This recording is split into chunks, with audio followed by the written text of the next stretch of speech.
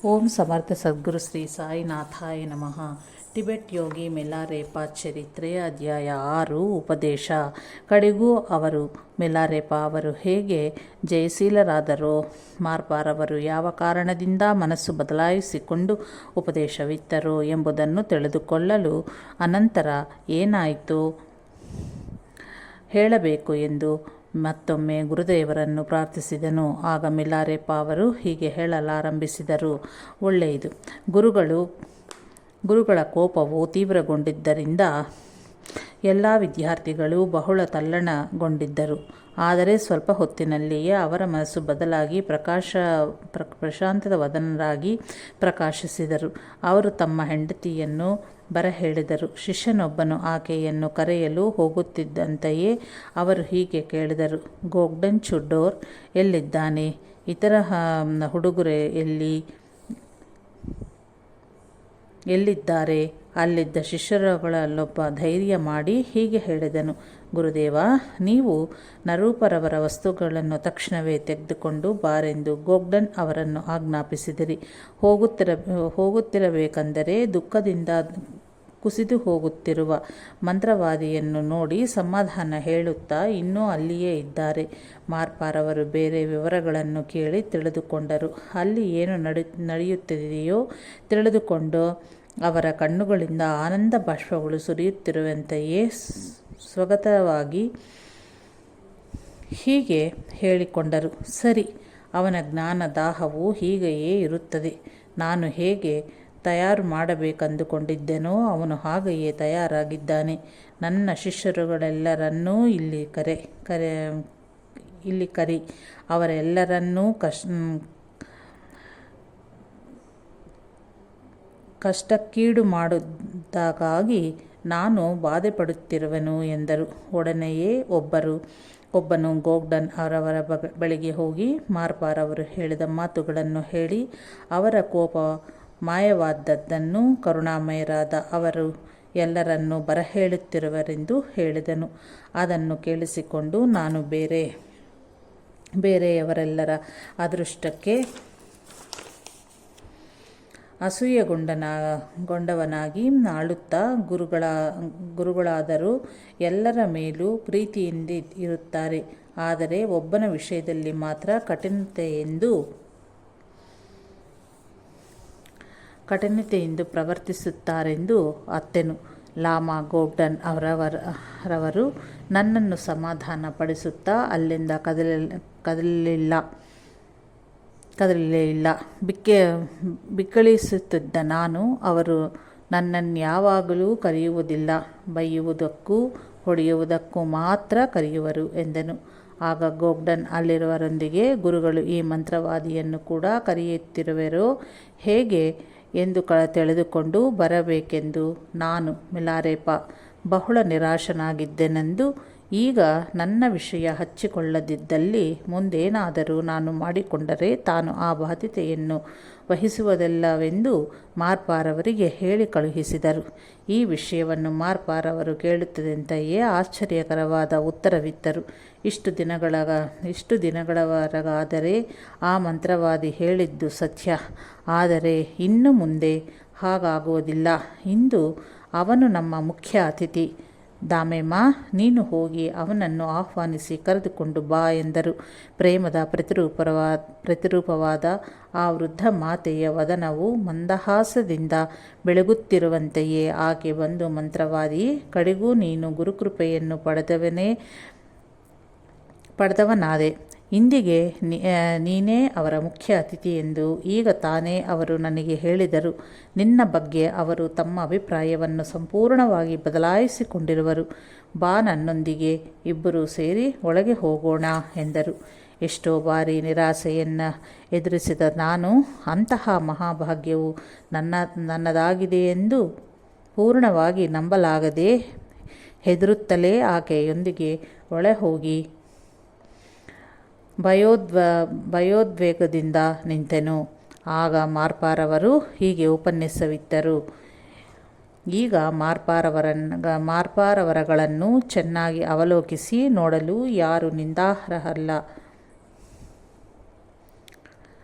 ಈ ಮಂತ್ರವಾದಿಯ ಪೂರ್ವ ಪಾಪಗಳನ್ನು ತೊಳೆದು ಹಾಕಲಿಕ್ಕಾಗಿಯೇ ಅವನೊಬ್ಬನ ಕೈಗಳಲ್ಲಿಯೇ ಬಹಳ ಕಟ್ಟಡಗಳನ್ನು ಕಟ್ಟಿಸಿದನು. ನನಗೇನಾದರೂ ಸ್ವಾರ್ಥ ಭಾವನೆ ಇದ್ದಿದ್ದರೆ ಅವನನ್ನು ಪ್ರೇಮದಿಂದ ಲಾಲಿಸಿ ಸಿಹಿ ಮಾತುಗಳಿಂದ ವಂಚಿಸಿ ಅವನಿಂದ ಇದಕ್ಕಿಂತಲೂ ಹೆಚ್ಚಿನ ಲಾಭವನ್ನು ಪಡೆದಿರುತ್ತಿದ್ದೆನು. ನನ್ನ ಕೋಪಕ್ಕೊಂದು ಪ್ರಯೋಜನ ಉಂಟು. ಅದರಿಂದ ನೀವು ಯಾರೂ ನನ್ನನ್ನು ನಿಂದಿಸಬೇಡಿರಿ. ಜ್ಞಾನದ ಅಪೇಕ್ಷೆಯಿಂದ ಸಹನೆಯಿಂದಿದ್ದ ಮಂತ್ರವಾದಿಯನ್ನು ನಾನು ತೀವ್ರ ಕಷ್ಟಗಳಿಗೆ ಗುರಿ ಮಾಡುತ್ತಿರಲು ನನ್ನ ಹೆಂಡತಿಯು ಸ್ತ್ರೀಯರಿಗೆ ಸಹಜವಾದ ಅನುಕಂಪ ಪ್ರೇಮವನ್ನು ಅವನಲ್ಲಿ ತೋರಿದಳು. ಆದ್ದರಿಂದ ನನ್ನ ಪತ್ರದಂತೆ ನಕಲು ಪತ್ರವನ್ನು ಸೃಷ್ಟಿಸುವುದು, ವಸ್ತುಗಳನ್ನು ಕದಿಯುವಂತಹ ಬಹಳ ದೊಡ್ಡ ತಪ್ಪುಗಳನ್ನು ಮಾಡಿದರೂ ಸಹ ಆಕೆ ಮಾಡಿದ ಕೆಲಸಗಳಿಗೆ ಯಾರೂ ತಪ್ಪುಗಳನ್ನು ಎಣಿಸರು. ಇನ್ನು ಮಂತ್ರವಾದಿಯ ವಿಷಯದಲ್ಲಿ ನೋಡುವುದಾದರೆ ಅವನು ಮಾಡಿದುದೆಲ್ಲವೂ ಯುಕ್ತವಾಗಿಯೇ ಇದೆ. ಉಪದೇಶವನ್ನು ಪಡೆಯಲಿಕ್ಕಾಗಿ ಎಂತಹ ಸಾಹಸದ ಕಾರ್ಯಗಳನ್ನು ಸಿದ್ಧವಾದನು. ಗೋಗ್ಡನ್, ಇಲ್ಲಿ ನಡೆದಿರುವುದು ನಿನಗೇನೂ ತಿಳಿಯದಿದ್ದರಿಂದ ನೀನೇ ಹೇಳಿದಂತೆ ನೀನು ನಿರ್ದೋಷಿಯಾಗಿದ್ದೀಯೆ. ನಾನು ಬರದಂತೆ ಪತ್ರ ಸೃಷ್ಟಿಸುವುದು, ಅದರಲ್ಲಿ ಉಪದೇಶ ಕೊಡು ಎಂದಿದ್ದ ವಿಷಯಗಳಾದರೂ ನನಗೇನೂ ತಿಳಿದಿದ್ದಲ್ಲಿ ಈ ಮಂತ್ರವಾದಿಯನ್ನು ಇನ್ನೂ ಕಠೋರವಾಗಿ ಶಿಕ್ಷಿಸುತ್ತಿದ್ದೆನು. ಆ ವಿಷಯದಲ್ಲಿ ನಾನು ಪಡೆದ ಸೂಲಿ ನನಗಂತಹ ಕೋಪವನ್ನು ತರಿಸಿತು. ಆದರೆ ಆ ಕೋಪವೇ ಬೇರೆ. ಅದಕ್ಕೆ ಪ್ರತ್ಯೇಕತೆಯೂ ಉಂಟು. ಅದೇನೆಂದರೆ ಪಶ್ಚಾತ್ತಾಪದಿಂದ ಕರಗಿ ಹೋಗುವಂತೆ ಮಾಡುವುದು ಶಿಕ್ಷಣ ಮಾರ್ಗವೇ ಆಗಿದೆ. ನನ್ನ ಕೂಗಾಟಗಳಿಂದ ಯಾರಾದರೂ ಭಯಪಟ್ಟದ್ದಲ್ಲಿ ನನ್ನ ಮೇಲಿರುವ ವಿಶ್ವಾಸವನ್ನು ಸಡಿಸಿಕೊಳ್ಳದಿರಿ. ಇನ್ನು ಅವನ ಕೆಟ್ಟ ಕರ್ಮಗಳ ಫಲವು ಸ್ವಲ್ಪ ಉಳಿದಿದೆ. ಅದನ್ನು ಸಾಧನೆಯಿಂದಲೇ ತೊಲಗಿಸಿಕೊಳ್ಳಬೇಕು. ಈಗ ನಾನು ಅವನಿಗೆ ಉಪದೇಶವಿತ್ತು ಜ್ಞಾನವನ್ನು ಬೋಧಿಸುತ್ತೇನೆ. ಮುಚ್ಚಿದ ಗುಹೆಯಲ್ಲಿ ಸಾಧನೆಗೈಯುತ್ತಿರಲು ಅವನ ಸಂರಕ್ಷಣೆಯ ಸಂಪೂರ್ಣ ಭಾರವನ್ನು ನಾನೇ ವಹಿಸುತ್ತೇನೆ ಎಂದರು. ನಾನು ಎಚ್ಚರವಾಗಿಯೇ ಇರುವೆನೋ ಅಥವಾ ಕನಸು ಕಾಣುತ್ತಿರುವೆನೋ ಎಂಬುದನ್ನು ನಿರ್ಧರಿಸಿಕೊಳ್ಳಲು ನನ್ನನ್ನು ನಾನೇ ಜಿಗುಟಿಕೊಂಡೆನು. ಆನಂದ ಬಾಷ್ಪಗಳು ಉಕ್ಕಿ ಹರಿಯುತ್ತಿರಲು ನಾನು ಒಮ್ಮೆಲೆ ಹೋಗಿ ಗುರುಗಳ ಪಾದಗಳ ಮೇಲರಗಿದೆನು. ದಾಮಯಮ್ಮ ಗುರುಪತ್ನಿ ಗೋಗ್ಡನ್ ಆದಿಯಾಗಿ ಎಲ್ಲರಿಗೂ ಗುರುಗಳಲ್ಲಿದ್ದ ದಿವ್ಯ ಲಕ್ಷಣಗಳಲ್ಲಿ ಯಾವುದನ್ನು ಕೊಂಡಾಡಬೇಕೋ ಅರ್ಥವಾಗಲಿಲ್ಲ. ಹೊರನೋಟಕ್ಕೆ ಅವರು ನನ್ನಲ್ಲಿ ತಾಳಿದ ಕಠೋರತೆಯಾಗಲಿ ವಿರುದ್ಧ ಭಾವನೆಯಾಗಲಿ ಆಂತರ್ಯದಲ್ಲಿ ಅವರಿಗೆ ನನ್ನ ಮೇಲಿರುವ ದಯೆ, ಕರುಣೆ, ಆಳವಾದ ಅಂತರ್ದೃಷ್ಟಿಗೆ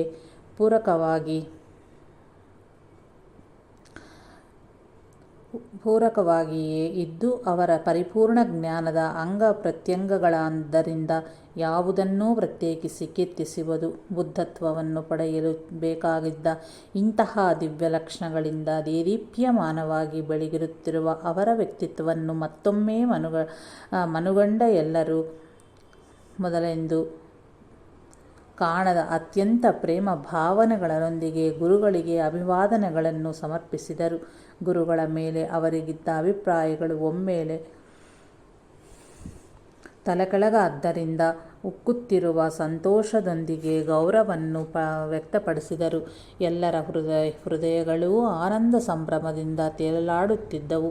ಯಾರ ಮುಖವನ್ನು ವೀಕ್ಷಿಸಿದರೂ ಮಂದಹಾಸವೇ ಲಾಸ್ಯವಾಡುತ್ತಿತ್ತು. ಎಲ್ಲಿ ನೋಡಿದರೂ ನಗುವಿನ ಕರತಾಡನಗಳೇ ಕೇಳಿ ಅನುರಣಿಸುತ್ತಿದ್ದವು. ಎಲ್ಲರೂ ಆನಂದದೊಂದಿಗೆ ದೈವ ಪ್ರಸಾದವನ್ನು ಭಕ್ತಿಯಿಂದ ಸೇವಿಸಿದವು. ಆ ದಿನ ರಾತ್ರಿ ಮಂದಿರದಲ್ಲಿ ನೈವೇದ್ಯಗಳನ್ನೇ ಅರ್ಪಿಸಿ ನನ್ನ ತಲೆಯನ್ನು ಮುಂಡನ ಮಾಡಿಸಿಕೊಂಡು ಸನ್ಯಾಸಿಗಳು ಧರಿಸುವ ವಸ್ತ್ರಗಳನ್ನು ಧರಿಸಿ ಬುದ್ಧ ಧರ್ಮವನ್ನು ಸ್ವೀಕರಿಸಿದನು.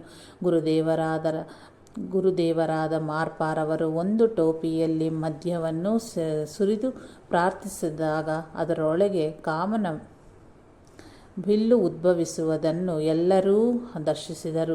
ರಕ್ಷಣೆಗೈಯುತ್ತಿರುವ ದೇವತೆಗಳಿಗೆ ಸ್ವಲ್ಪ ಮಧುವನ್ನು ಧಾರೆಯಾಗಿ ಸುರಿದು ಬುರುಡೆಯಲ್ಲಿಯ ಸ್ವಲ್ಪ ಮದ್ಯವನ್ನು ತಾವು ಸೇವಿಸಿ ಮಿಕ್ಕ ಮದ್ಯವನ್ನು ನನಗಿತ್ತು ಕುಡಿಯೆಂದರು. ನಾನು ತಕ್ಷಣವೇ ಸೇವಿಸಿದನು.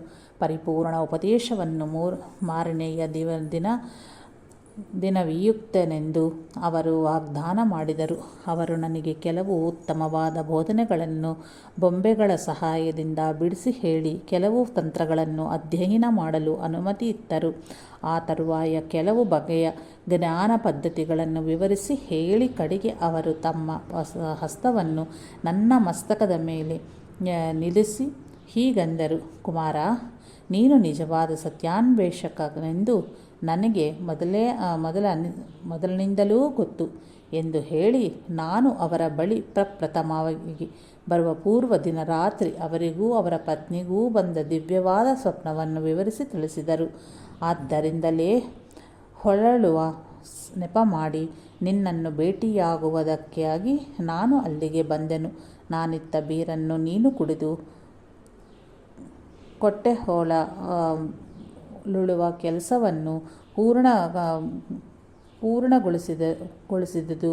ನಾನಿತ್ತ ಜ್ಞಾನವನ್ನು ಕುಡಿಯಬಲ್ಲ ಸಮರ್ಥನಾದ ಶಿಷ್ಯನೆಂದು ನಿರೂಪಿಸಿದವು. ಆ ತರುವಾಯ ಅವರು ನಾನು ಕಾಣಿಕೆಯಾಗಿತ್ತ ತಾಮ್ರದ ಪಾತ್ರೆಯ ಪ್ರಾಮುಖ್ಯತೆಯನ್ನು ಹೇಳಿದರು. ಇಷ್ಟು ಮಾತ್ರಕ್ಕೆ ಅವರು ಉಪಯುಕ್ತವಲ್ಲದ ಯಾವ ಸಣ್ಣ ಕೆಲಸವನ್ನೂ ಮಾಡಲಿಲ್ಲ. ಯಾವುದನ್ನೂ ಮಾಡಿದರೂ ಅವೆಲ್ಲವೂ ನನ್ನ ಶ್ರೇಯಸ್ಸಿಗಾಗಿಯೇ ಆಗಿದ್ದವು. ಇಲ್ಲಿ ನೀನು ಎಷ್ಟು ಸಹನೆಯಿಂದ ಎಲ್ಲ ಕಷ್ಟಗಳನ್ನು ಸಹಿಸಿಕೊಂಡು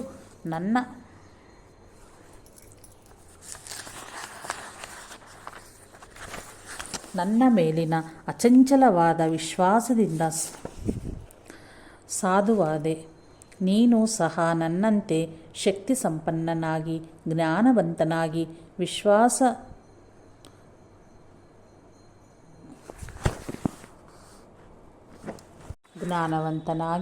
ವಿಶ್ವಾಸ ಅರ್ಹರುಗಳಾದ ಶಿಷ್ಯರನ್ನು ಪಡೆಯುತ್ತೀಯೆ.